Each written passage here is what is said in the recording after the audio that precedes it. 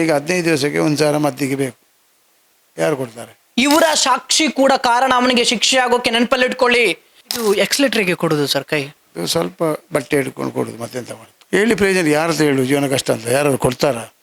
ಏನೂ ತಪ್ಪು ಮಾಡದೆ ಈ ರೀತಿಯ ಶಿಕ್ಷೆಯನ್ನು ಅನುಭವಿಸ್ತಾ ಇದ್ದಾರೆ ಅಂತ ಹೇಳಿದ್ರೆ, ಈಗ ಅವನಿಗೆ ಶಿಕ್ಷೆ ಆಯ್ತು, ಭಯೋತ್ಪಾದಕ ಅಂತೇಳಿ ಭಾಷಣ ಕೂಗುವಂಥದ್ದಲ್ಲ, ಭಾಷಣ ಮಾಡುವಂಥದ್ದಲ್ಲ. ಇವರ ಪರಿಹಾರದಲ್ಲಿ ಏನ್ ಮಾಡಿದ್ರಿ ನೀವು? ಯಾರು ಇದರ ಹೊಣೆ ಹೊರಬೇಕು? MP ಅವರಿಗೂ ಕೂಡ ಮಾತಾಡುವಂಥದ್ದು ನಾನು, ಇವರಿಗೆ ಪರಿಹಾರವನ್ನು ಒದಗಿಸಿ. ಯಾಕಂತ ಹೇಳಿದ್ರೆ ಇದು ನ್ಯಾಷನಲ್ ಮ್ಯಾಟರ್, NIA ಕೂಡ ಇನ್ವೆಸ್ಟಿಗೇಷನ್ ಮಾಡಿದೆ, ಸೆಂಟ್ರಲ್ಗೂ ಕೂಡ ಇದರ ಬಗ್ಗೆ ಅರಿವು ಇದೆ.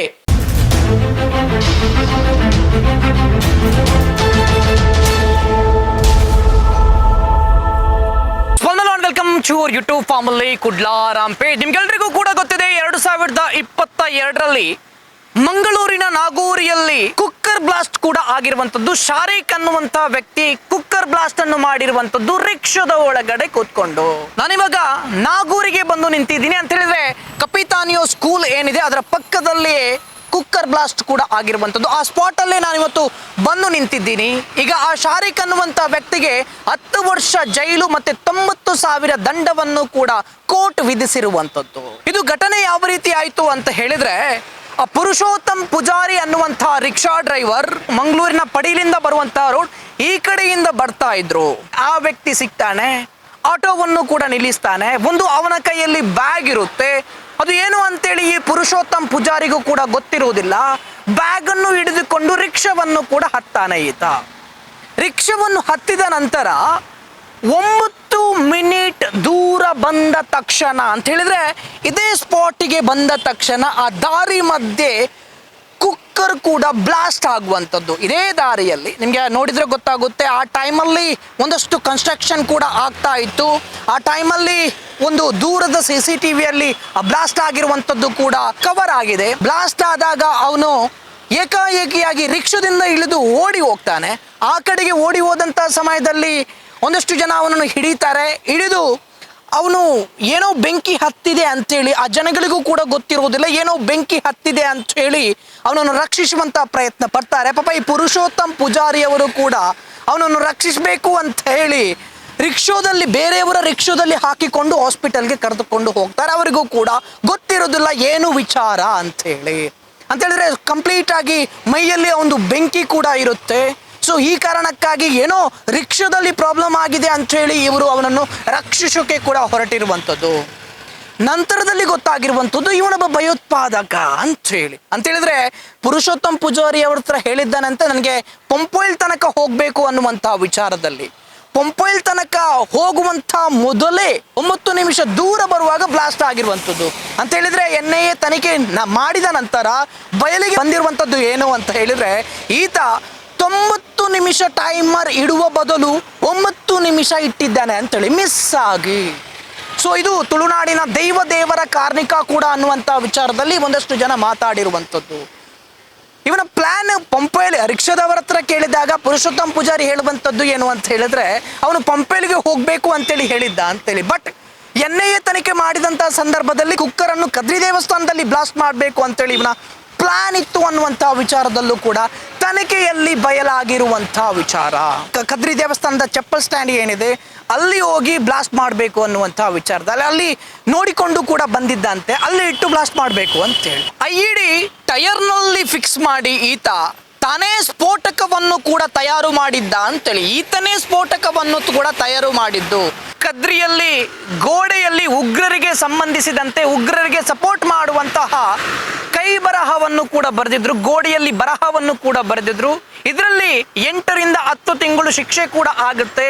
ಆ ನಂತರದಲ್ಲಿ ಹೊರಗಡೆ ಬಂದ ನಂತರ ICS ಉಗ್ರರ ಪ್ರೇರೇಪಿತನಾಗಿದ್ದ ಅನ್ನುವಂಥ ವಿಚಾರದಲ್ಲಿ ಈಗ ಹೇಳ್ತಾ ಇದ್ದೇನಂತೆ, ನನಗೆ ತಂಗಿ ಇದೆ, ತಂಗಿಯನ್ನು ನಾನೇ ನೋಡ್ಕೊಳ್ಬೇಕು, ಚಿಕ್ಕ ತಂಗಿ.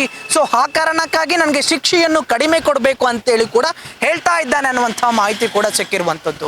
ನಂತರ ಹೊರಗಡೆ ಬಂದರೆ ಖಂಡಿತವಾಗ್ಲೂ ಇದೇ ಕೃತ್ಯವನ್ನು ಕೂಡ ಮಾಡ್ತಾನೆ. ಅವನಿಗೆ ಒಂದು ಕಣ್ಣು ಕೂಡ ಕಾಣೋದಿಲ್ಲ, ಕೈಯೆಲ್ಲ ಡ್ಯಾಮೇಜ್ ಆಗಿದೆ. ತಂಗಿಯನ್ನು ಯಾವ ರೀತಿ ನೋಡ್ಕೊಳ್ಳೋಕೆ ಸಾಧ್ಯ? ಖಂಡಿತವಾಗ್ಲೂ ಇವನ ಪ್ಲಾನ್ ಏನು ಅಂತ ಹೇಳಿದ್ರೆ, ಒಂದು ವೇಳೆ ಮತ್ತೆ ಹೊರಗಡೆ ಬಂದರೆ ಇದೇ ಕೃತ್ಯವನ್ನು ಮುಂದುವರಿಸಬಹುದು. ದುಡ್ಡು ಸಿಗುತ್ತೆ ಅಂತ ಹೇಳಿ. ಅನಂತರದಲ್ಲಿ ಬ್ಯಾಂಗ್ಳೂರ್ನ ರಾಮೇಶ್ವರದಲ್ಲಿ ಒಂದು ಕೆಫೆಯ ಸ್ಫೋಟ ಕೂಡ ಆಗುತ್ತೆ. ಅದು ಈತನ ಸಹಚರರೇ ಮಾಡಿರುವಂತದ್ದು ಅಂತ ಹೇಳಿ NIA ತನಿಖೆಯಲ್ಲಿ ಕೂಡ ಗೊತ್ತಾಗಿರುವಂತದ್ದು. ಇದೆಲ್ಲನೂ ಕೂಡ ನಮಗೆ ಗಮನಿಸಿದ್ದಾಗ ಆಂತರಿಕ ಭದ್ರತಾ ವೈಫಲ್ಯ ಎದ್ದು ಕಾಣುವಂಥದ್ದು ಅಂತ ಹೇಳಿದ್ರು ಕೂಡ ತಪ್ಪಾಗ್ಲಿಕ್ಕಿಲ್ಲ. ಆಂತರಿಕ ಭದ್ರತಾ ವೈಫಲ್ಯ ಏನ್ ಮಾಡ್ತಾ ಇದೆ ಅನ್ನುವಂತ ಪ್ರಶ್ನೆ ಕೂಡ ಮೂಡುವಂಥದ್ದು.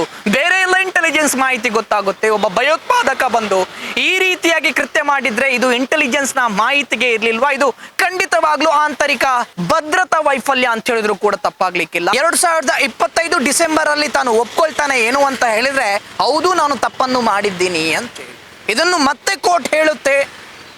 ಯಾತಕ್ಕೋಸ್ಕರ ಅದನ್ನು 2024ರಲ್ಲಿ ಅವನು ಹೇಳಿಲ್ಲ, 2025ರಲ್ಲಿ ಹೇಳ್ತಾ ಇದ್ದಾನೆ ಅಂತೇಳಿ ಮತ್ತೆ ಪರಿಶೀಲಿಸ್ತಾರೆ. ಸೊ ಹಾಗಾಗಿ ಅವನು ಹೇಳ್ತಾನೆ ಹೌದು ನಾನು ತಪ್ಪನ್ನು ಮಾಡಿದೆ ಅಂತೇಳಿ. ಹೀಗಾಗಿ ಶಿಕ್ಷೆಯ ಪ್ರಮಾಣ ಕಡಿಮೆ ಆಯಿತು ಅಂತೆ. 10 ವರ್ಷ ಶಿಕ್ಷೆ ಆಯಿತು. ಅದು ಶಿಕ್ಷೆ ಆಗಿರುವಂಥದ್ದು ಕಡಿಮೆನೇ.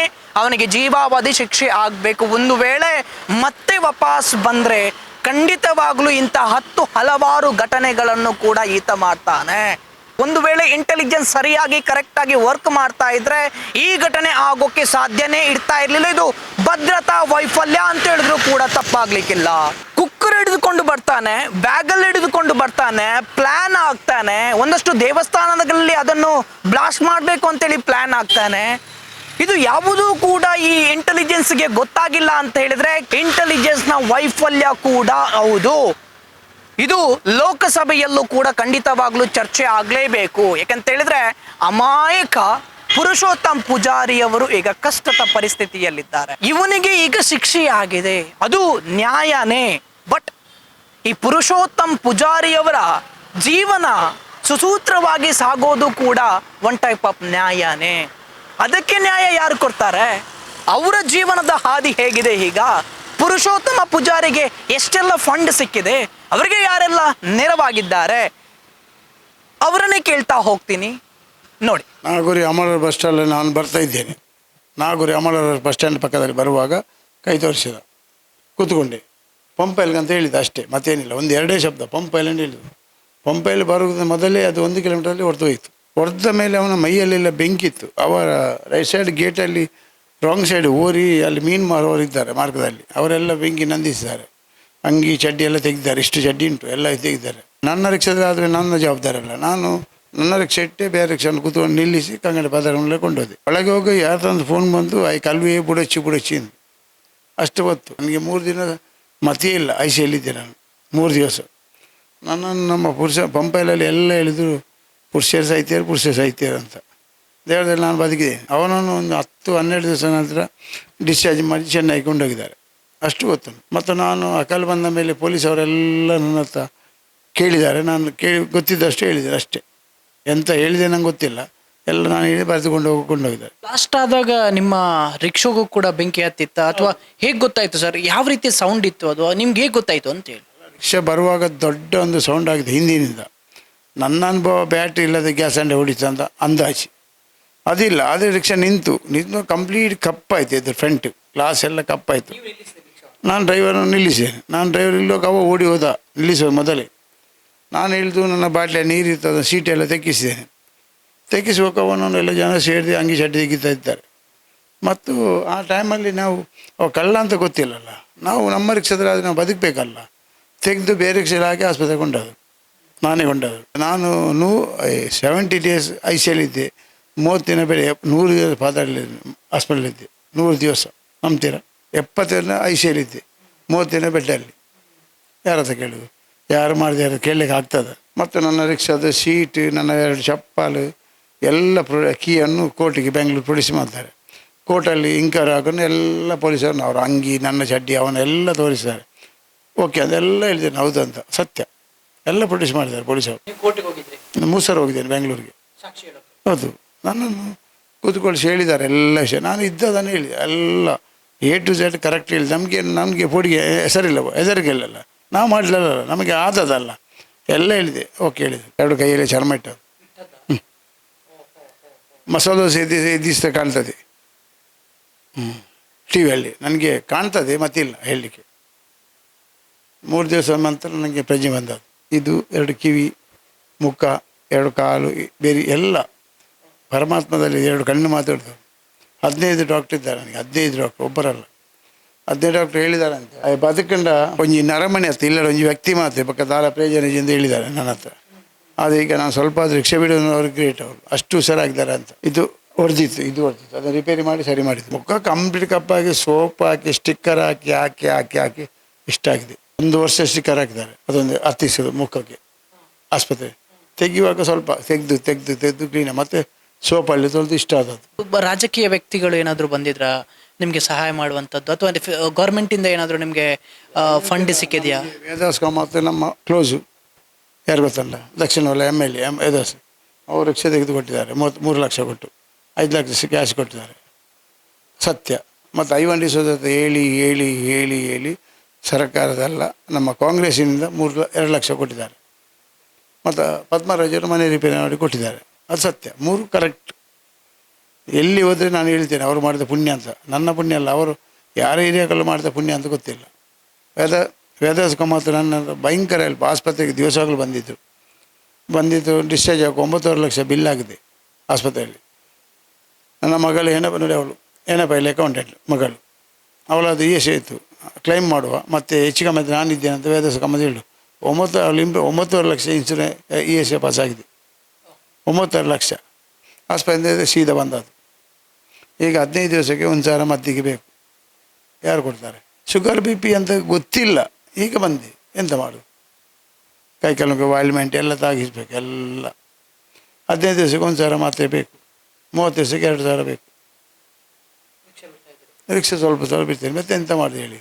ರಿಕ್ಷಾ ಡ್ರೈವರ್ ಹತ್ರ 1 ವರ್ಷ ಕೊಟ್ಟೆ, ಅವ ಹಣ ಕೊಡ್ತೇ ಕಿರಿಕಿರಿ ಮಾಡಿದೆ, ಅದಕ್ಕೆ ನಾನೇ ದುಡ್ಡು ಅದಷ್ಟು ದುಡಿಯುವ ಅಂತ. ಜೀವನ ಹೋಗ್ಬೇಕಲ್ಲ, ನನಗೆ 2 ಹೆಣ್ಣು ಮಕ್ಕಳಲ್ಲ. ಇದು ಎಕ್ಸ್ಲೇಟ್ರಿಗೆ ಕೊಡೋದು ಸರ್ ಕೈ? ಸ್ವಲ್ಪ ಬಟ್ಟೆ ಹಿಡ್ಕೊಂಡು ಕೊಡೋದು, ಮತ್ತೆಂತ ಮಾಡೋದು? ಬಟ್ಟೆ ಹಿಡ್ಕೊಂಡು ಹೀಗೆ ಕೊಡೋದು, ಸ್ಮೂತ್ ಆಗಲಿಕ್ಕೆ. ಹೇಳಿ ಪ್ರಯೋಜನ, ಯಾರತ್ರ ಹೇಳು ಜೀವನ ಕಷ್ಟ ಅಂತ? ಯಾರು ಕೊಡ್ತಾರಾ? ಶಿಕ್ಷೆ ಆಗೋದಲ್ಲ, ಅವನಿಗೆ ಜೀವಾದಿ ಶಿಕ್ಷೆ ಆಗಬೇಕಂತ ನಾನು ಪ್ರಯತ್ನ ಮಾಡೋದು. ಯಾಕೆಂದರೆ ಇದೇ ಶಿಕ್ಷೆ ಇದೆ 3 ವರ್ಷ 3 ತಿಂಗಳಾಯ್ತಲ್ಲ, ಇನ್ನು 6 ವರ್ಷ 7 ತಿಂಗಳಾಗ 10 ವರ್ಷ ಆಗ್ತದೆ. 10 ವರ್ಷ ಆಗದೆ ಅವನಿಗೆ ದುಡಿಲಿಕ್ಕೆ ಆಗೋದಿಲ್ಲ. ಕಣ್ಣು ಹೋಗಿದೆ, ಕೈ ಹೋಗಿದೆ ಅವನು. ಹಾಂ, ಒಂದು ಕಣ್ಣು ಮುಚ್ಚಿದೆ, ಒಂದು ಕೈ ಹೀಗೆ ಆಗಿದೆ. ನಾನು ನೋಡಿದ್ದೇನೆ ಕೋಟೆಯಲ್ಲಿ. ಹಾಂ, ಕೋಟೆಗೆ 3 ಸಲ ತಂದ್ದಾರೆ. 1 ಸಲ ಕೋಟೆಯಲ್ಲಿ ಡೈರೆಕ್ಟ್ ತಂದರೆ, 2 ಸಲ TVಯಲ್ಲಿ ಬಂದಿದ್ದೇನೆ. ಡೈರೆಕ್ಟ್ ತಂದಾಗ ಅವನ ಪರಿಸ್ಥಿತಿ ಹೇಗಿತ್ತು? ಏನಿಲ್ಲ, ಉದ್ದಾಗ ಹಂಗೆ ಹಾಕಿದ್ದಾನೆ, ಹೀಗೆ ಕುಜೆಲ್ಲ ಇತ್ತು ಅಷ್ಟೇ. ಒಂದು ಕಣ್ಣು ಮುಚ್ಚಿದೆ, ಒಂದು ಕೈ ಮುಚ್ಚಿದೆ ಹೀಗೆ. ಇನ್ನವ ಜೈಲಿಂದ ಬಂದರೆ ಸಹ ಅವ ಹೇಳೋದು ಮಾತ್ರ ಎಂತ ಗೊತ್ತಲ್ಲ, ನನಗೆ ತಂಗಿದ್ದಾರೆ, ಮಗಳಿದ್ದಾರೆ, ನನ್ನ ಸಣ್ಣ ಪ್ರಾಯ, ನನಗೆ ಕಷ್ಟ ಉಂಟು, ನನಗೆ ಶಿಕ್ಷೆ ಕಡಿಮೆ ಮಾಡಿ ಅಂತ ಹೇಳಿದರೆ ಸಹ ಅವ ಇನ್ನೂ ಊರಿಗೆ ಬಂದರೆ ಸಹ ಮಾಡೋದಿದೆ ಕೆಲಸ. 10 ಲಕ್ಷ 1 ಲಕ್ಷ ಕಾಂಟ್ರಾಕ್ಟಿಗೆ ಬಂದದ್ದು, 25 ಲಕ್ಷ ಅಡ್ವಾನ್ಸ್ ಕೊಟ್ಟಿದ್ದಾರೆ ಅವನಿಗೆ, ಸೈನ್ ಹಾಕಿದ್ದಾನೆ. ಅವ ಸತ್ತರೆ 4 ಜನ ಕೆಂದರೆ ಅವನಿಗೆ 75 ಲಕ್ಷ ಗೌರ್ಮೆಂಟ್ ಅವರ ಪಾರ್ಟಿ ಕೊಡ್ತದೆ. ಅದು ನಮಗೆ ಅನುಭವ ಉಂಟು, ಹೇಳಿದ್ದಾರೆ ಜನ, ಸುದ್ದಿ ಉಂಟು. 25 ಕೊಟ್ಟಿದ್ದಾರೆ, ಅಗ್ರಿಮೆಂಟಿಗೆ ಸೈನ್ ಹಾಕಿದ್ದಾನೆ. ನಾನು ಸತ್ತು 5 ಜನ ಕೊಂದರೆ 75 ಲಕ್ಷ ಮನೆಯಲ್ಲಿ ಕೊಡ್ತಾರೆ. ಹಾಗೆ ಅಗ್ರಿಮೆಂಟ್ ಅನ್ನೋದು. ಈಗ ಫೈಲ್ ಆಯ್ತು ಅವನು, 90,000 ಫೈನ್ ಹಾಕಿದ್ದಾರೆ, 10 ವರ್ಷ ಜೈಲು ಹಾಕಿದ್ದಾರೆ. ಯಾರು ಕೊಡೋದು ಹೇಳಿ? ಅವನು ಅಪೀಲ್ ಮಾಡಲಿಕ್ಕೆ ಸಾಧ್ಯ ಉಂಟು. ಇಲ್ಲಿ ಶಿಕ್ಷೆ ಆದರೆ ಅವಾಗ ಹೈಕೋರ್ಟ್ಗೆ ಅಪೀಲ್ ಮಾಡಿದೆ ಅಂತ ಮಾಡ್ತೀರಿ? ಅದ್ರ ಕೆಪಾಸಿಟಿ ಅವನಿಗೆ, ಅವನಿಗೆ ಬ್ಯಾಕ್ಗ್ರೌಂಡ್ ಜನ ಉಂಟು. 3 ಮಾತ್ರ ಒಂದು ಜಾಮೀನು ಉಂಟಲ್ಲ, ಅದೆಂತ ಅರ್ಥ ಹೇಳಿ? ಅವನನ್ನು ಕೂಡಲೇ ಎನ್ಕೌಂಟರ್ ಮಾಡಿ ಕೊಂದರೆ, ಒಂದು 2 ಕೊಂದರೆ ಅಲ್ಲ ಬುದ್ಧಿ ಬರೋದು. ಇಲ್ಲಲ್ಲ ಕಾನೂನು. ಜೈಲಿನಿಂದ ಬರೋ ದೊಡ್ಡ ಜನ ಅಲ್ಲ ಮಂಗಳೂರಲ್ಲಿ. ನಾನು ಅದು ಎಲ್ಲ TV ಅಂತ ಹೇಳಿ ನನಗೆ ಪರಿಹಾರ ಕೊಡಬೇಕು, ಇಷ್ಟು ಕಷ್ಟದಲ್ಲಿದ್ದೇನೆ, ಅದೊಂದು ಮಾಡಿ ಮತ್ತು ಅವನಿಗೆ ಜೀವಾದಿಶೆ ವಿಧಿಸಬೇಕು. ಈ ಕಾನೂನು ಆಗಲೇಬಾರ್ದು ಅಂತ ನಾನು ಹೇಳೋದು ಅಷ್ಟೇ, ಮತ್ತೇನಿಲ್ಲ. ಸೊ ಇದಿಷ್ಟು ಪುರುಷೋತ್ತಮ್ ಪೂಜಾರಿ ಅವರು ಕೂಡ ಮಾತಾಡುವಂತ ಮಾತು. ಅಂತ ಹೇಳಿದ್ರೆ, ನಾನು ಏನೂ ಕೂಡ ತಪ್ಪು ಮಾಡಿಲ್ಲ, ಬರೀ ಆಟೋವನ್ನು ಡ್ರೈವ್ ಮಾಡ್ಕೊಂಡು ಹೋಗ್ತಾ ಇದ್ದೆ, ಅವ್ನು ನಿಲ್ಲಿಸಿದ, ನನ್ಗೆ ಏನೂ ಕೂಡ ಗೊತ್ತಿಲ್ಲ ಅನ್ನುವಂತ ವಿಚಾರದಲ್ಲಿ ಈ ಕಷ್ಟ ಅನುಭವಿಸ್ತಾ ಇದ್ದೀನಿ ಈಗ ನಾನು. ಇದಕ್ಕೆ ಯಾರು ಹೊಣೆ? ನಾನೇನು ತಪ್ಪು ಮಾಡಿದ್ದೀನಿ ಅನ್ನುವಂಥ ವಿಚಾರದಲ್ಲಿ ಬೇಸರ ಆಗಿರುವಂಥದ್ದು ಏನು ಅಂತ ಹೇಳಿದ್ರೆ, ಒಂದಷ್ಟು ಜನ ಭಾಷಣ ಮಾಡ್ತಾರೆ ಹಾಗೆ ಹೀಗೆ ಅನ್ನುವಂಥ ವಿಚಾರದಲ್ಲಿ ಇವರಿಗೆ ಪರಿಹಾರ ಒದಗಿಸುವುದನ್ನು ಇದುವರೆಗೂ ಕೂಡ ಮಾಡಿಲ್ಲ. ಪಾಪ 3 ತಿಂಗಳು ಹಾಸ್ಪಿಟಲ್ ಅಲ್ಲಿದ್ರು, ಸ್ಕಿನ್ನ ಬಗ್ಗೆ ಮಾತಾಡ್ತಾ ಇದ್ರು. ಯಾವ ರೀತಿಯಾಗಿ ಬರ್ತಾ ಇತ್ತು ಅಂತ ಹೇಳಿದ್ರೆ, ಎಳೆದಾಗ ಬರ್ತಾ ಇತ್ತು ಅದು. ಅವರ ಒಂದು ಬೆರಳಿದೆ, ಅದು ಕೂಡ ಬೆಂಡ್ ಆಗ್ತಾ ಇಲ್ಲ. ರಿಕ್ಷಾ ಬಿಡ್ಬೇಕಾದ್ರೆ, ಎಕ್ಸಲೆಟ್ ಕೊಡ್ಬೇಕಾದ್ರೆ ಒಂದು ಅದಕ್ಕೆ ಏನೋ ಬಟ್ಟೆಯನ್ನು ಕಟ್ಟಿ ಅದನ್ನು ಬಿಡುವಂಥದ್ದು ಅಂತೇಳಿ, ಸ್ಮೂತ್ ಆಗಬೇಕು ಅಂತೇಳಿ, ಇಲ್ಲಾಂದ್ರೆ ಇಲ್ಲಿ ಹಾರ್ಡ್ ಆಗುತ್ತೆ. ಪರಿಹಾರ ಏನಾದರೂ ಸಿಗ್ತಾ ಇದ್ರೆ ಅವರು ಈ ರೀತಿ ಹೋಗುವಂತ ಸಿಚುವೇಶನ್ ಇತ್ತ. ಇದು ಯಾರ ವೈಫಲ್ಯ ರೀ? ಇದು ಯಾರ ವೈಫಲ್ಯ? ಅವ್ರು ಮಾಡಿದ ತಪ್ಪೇನು? ನಿರಂತರವಾಗಿ ದುಡಿತಾ ಇದ್ರು, ಜೀವನವನ್ನು ಸಾಗಿಸ್ತಾ ಇದ್ರು. ಯಾರು ಇದರ ಹೊಣೆ ಹೊರಬೇಕು? MP ಅವರಿಗೂ ಕೂಡ ಮಾತಾಡುವಂಥದ್ದು ನಾನು, ದಯಮಾಡಿ ಚರ್ಚೆ ಮಾಡಿ, ಸದನದಲ್ಲಿ ಒಂದಷ್ಟು ಚರ್ಚೆ ಮಾಡಿ, ಇವರಿಗೆ ಪರಿಹಾರವನ್ನು ಒದಗಿಸಿ. ಯಾಕೆಂತೇಳಿದ್ರೆ ಇದು ನ್ಯಾಷನಲ್ ಮ್ಯಾಟರ್. NIA ಕೂಡ ಇನ್ವೆಸ್ಟಿಗೇಷನ್ ಮಾಡಿದೆ, ಸೆಂಟ್ರಲ್ಗೂ ಕೂಡ ಇದರ ಬಗ್ಗೆ ಅರಿವು ಇದೆ. ಸೊ ಹಾಗಾಗಿ MP ಅವರಿಗೆ ನಾನು ದೊಡ್ಡ ಮಟ್ಟದಲ್ಲಿ ರಿಕ್ವೆಸ್ಟ್ ಮಾಡುವಂಥದ್ದು, ಅಟ್ಲೀಸ್ಟ್ ಇವರಿಗೆ 1 ಕೋಟಿ ಆದ್ರೂ ಪರಿಹಾರವನ್ನು ಕೊಡಬೇಕು ಅನ್ನುವಂಥ ವಿಚಾರದಲ್ಲಿ. ಏನೂ ತಪ್ಪು ಮಾಡದೆ ಈ ರೀತಿಯ ಶಿಕ್ಷೆಯನ್ನು ಅನುಭವಿಸ್ತಾ ಇದ್ದಾರೆ ಅಂತ ಹೇಳಿದ್ರೆ, ಈಗ ಅವನಿಗೆ ಶಿಕ್ಷೆ ಆಯ್ತು, ಭಯೋತ್ಪಾದಕ ಅಂತೇಳಿ ಭಾಷಣ ಕೂಗುವಂಥದ್ದಲ್ಲ, ಭಾಷಣ ಮಾಡುವಂಥದ್ದಲ್ಲ. ಇವರ ಪರಿಹಾರದಲ್ಲಿ ಏನ್ ಮಾಡಿದ್ರಿ ನೀವು? ಈ ಬಡಪಾಯಿ ಆಟೋ ಡ್ರೈವರ್ ಇವಾಗ್ಲೂ ಕೂಡ ಕಷ್ಟದ ಪರಿಸ್ಥಿತಿಯಲ್ಲಿ ಜೀವನವನ್ನು ಸಾಗಿಸ್ತಾ ಇದ್ದಾರೆ. ಯಾವುದೇ ಪರಿಹಾರ ಕೂಡ ಸಿಗ್ಲಿಲ್ಲ. ಇವರ ಜೀವನದ ಹಾದಿ ಕೂಡ ಸುಖದಲ್ಲಿ ಇರುವಂಥದ್ದು ನ್ಯಾಯವೇ? ಅದಕ್ಕೆ ನೀವುಗಳು ಖಂಡಿತವಾಗ್ಲೂ ಸದನದಲ್ಲಿ ಧ್ವನಿ ಎತ್ತಬೇಕು. ಸೊ ಅವ್ರು ಹೇಳ್ತಾ ಇದ್ರು, ಅವರ ಕೈ ಏನೋ ಬೆಂಡ್ ಆಗ್ತಾ ಇಲ್ಲ, ರಿಕ್ಷಾ ಡ್ರೈವ್ ಮಾಡೋಕೆ ಸ್ವಲ್ಪ ಕಷ್ಟ ಆಗುತ್ತೆ ಅನ್ನುವಂಥ ವಿಚಾರದಲ್ಲಿ.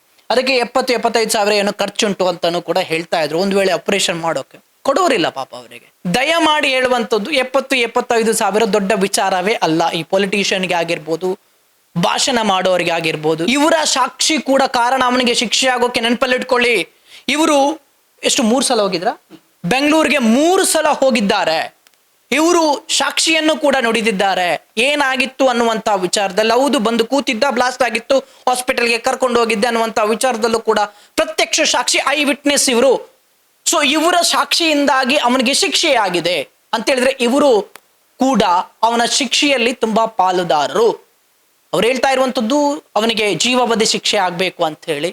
NIA ಅಪೀಲ್ ಹೋಗುತ್ತೆ, ಅದರಲ್ಲಿ ಏನಾಗುತ್ತೆ ಅಂತ ಹೇಳಿ ಕಾದು ನೋಡೋಣ. ಖಂಡಿತವಾಗ್ಲೂ ಜೀವಾವಧಿ ಶಿಕ್ಷೆ ಆಗ್ಲೇಬೇಕು. ಸೊ ಆದ್ರೆ ಅವನಿಗೆ ಶಿಕ್ಷೆ ಆಯ್ತು ಅಂತ ಹೇಳಿ ಎಲ್ಲರೂ ಕೂಡ 10 ವರ್ಷ ಶಿಕ್ಷೆ ಆಯ್ತು ಅಂತ ಹೇಳಿ ಮಾತಾಡ್ತಾ ಇದ್ದಾರೆ, ಸಂತೋಷವನ್ನು ಕೂಡ ವ್ಯಕ್ತಪಡಿಸ್ತಾ ಇದ್ದಾರೆ. ಬಟ್ ಇವರಿಗೆ ಏನೋ ಆ ಕೈಗೆ ಬರುವಂಥದ್ದು 75 ಸಾವಿರ ರೂಪಾಯಿ ಆಪರೇಷನ್ಗೆ ಇರುವಂಥದ್ದು ಖಂಡಿತ ದೊಡ್ಡ ವಿಚಾರಣೆ ಅಲ್ಲ. ಯಾವ MLAಗೂ ಯಾವ MP ಕೂಡ ದೊಡ್ಡ ವಿಚಾರಣೆ ಅಲ್ಲ. ಅದನ್ನು ಬಂದು ಮಾಡಿ ಇವ್ರು ಹೇಗಿದ್ದಾರೆ ಅನ್ನುವಂಥ ವಿಚಾರದಲ್ಲೂ ಕೂಡ ನೋಡಿ. ನಿಮಗೆ ಈ ಎಪಿಸೋಡ್ ಅನ್ನು MP ಗಳಿಗೆ ಆಗಿರ್ಬೋದು, MLAಗಳಿಗೆ ಆಗಿರ್ಬೋದು, ಕೇಂದ್ರ ಸರ್ಕಾರಕ್ಕಾಗಿರ್ಬೋದು, ರಾಜ್ಯ ಸರ್ಕಾರಕ್ಕಾಗಿರ್ಬೋದು ಕಳಿಸ್ತೀನಿ. ನೋಡಿ ಇವರ ಪರಿಸ್ಥಿತಿ, ಟ್ಯಾಗ್ ಕೂಡ ಮಾಡ್ತೀನಿ, ನೋಡಿ ಇವರ ಪರಿಸ್ಥಿತಿ, ಯಾವಾಗ ಪರಿಹಾರ ಕೊಡ್ತೀರಿ, ಏನೆಲ್ಲ ಮಾಡ್ತೀರಿ ಅನ್ನುವಂಥ ವಿಚಾರದಲ್ಲಿ. ನ್ಯಾಯ ಅಂತ ಹೇಳಿದ್ರೆ ಇವರಿಗೂ ಕೂಡ ಬೇಕು, ಇವರ ಜೀವನ ಕೂಡ ಸುಗಮವಾಗಿರ್ಬೇಕು, ಅದು ಕೂಡ ಒಂದು ನ್ಯಾಯನೇ ಅಂತ.